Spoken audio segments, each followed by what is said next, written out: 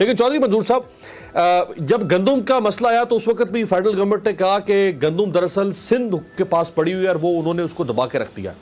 अभी खाद की बात है, वो कह रहे हैं कि ज़्यादा जो फर्टिलाइजर फैक्ट्रीज हैं वो तो आपके यहाँ लगी हुई हैं सिंध में, तो वो वहाँ से ही खाद बन रही है और वो जहाँ भी गायब हो रही है उसका जवाब भी आप दें।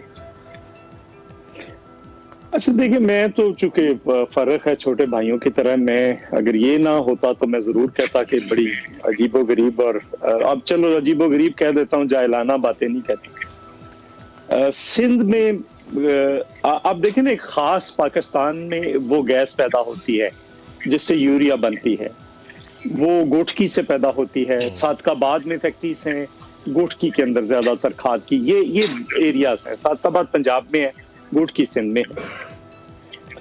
अब मुझे ये बताएं कि सिंध से पैदा होने वाली खाद या तो जाती है समंदर के जरिए, स्मगल होती है, या इंडिया का बॉर्डर लगता है।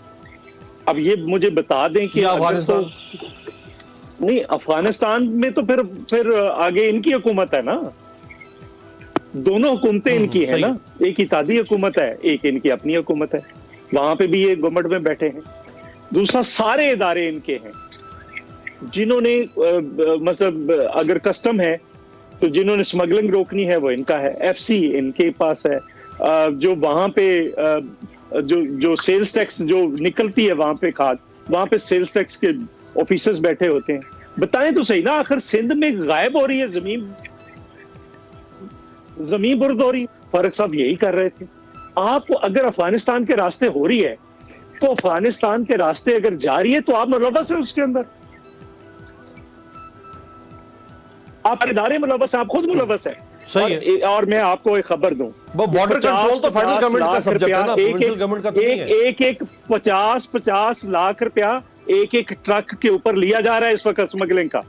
खाद तो स्मगल हो रही है, बिल्कुल ठीक है। अच्छा। गंदम किधर गई है? आप मुझे ये बताएं, 70% गंदम अकेला पंजाब पैदा करता है, 30% गंदम सिंध, बलूचिस्तान, खैबर पख्तूनख्वा, गिलगित बल्तिस्तान और कश्मीर पैदा करता है।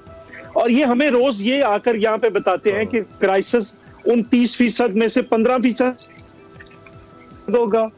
चलो यानी जो 20% पैदा करता है उसकी वजह से क्राइसिस है। ये क्या मजाक खेज बातें करें।